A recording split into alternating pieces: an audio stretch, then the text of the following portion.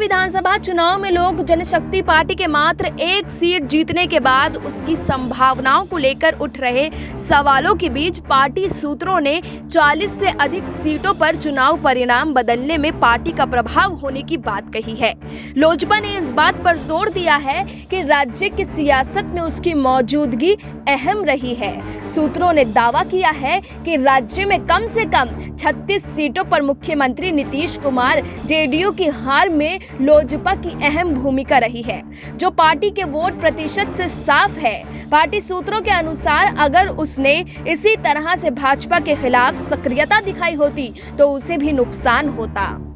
लोजपा सूत्रों की माने तो पार्टी ने भले ही एक सीट जीती हो, लेकिन उसने 5.7% वोट प्राप्त कर अपनी मौजूदगी साबित कर दी है। लोजपा ने ऐसी केवल 6 सीटों पर उम्मीदवार उतारे जहां भाजपा प्रत्याशी मैदान में थे, जबकि उन सभी 115 सीटों पर उसने उम्मीदवार खड़े किए जहां जेडीयू ने अपने प्रत्याशी उतारे थे। उन्होंने कहा कि लोजपा को चुनाव में केवल 15 सीटें लड़ने की पेशकश की गई थी, इसलिए उसके पास अपने दम पर चुनाव में उतरने के अलावा कोई विकल्प नहीं था।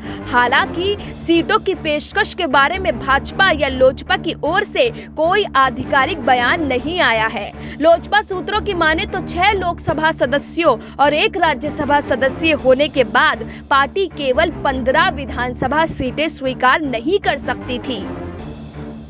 लोजपा के एक नेता ने कहा कि हमारे पास या तो विपक्ष के खेमे में जाने का विकल्प था या जेडीयू द्वारा लड़ी जा रही सीटों को ध्यान में रखते हुए अपने दम पर चुनाव में लड़ने का विकल्प।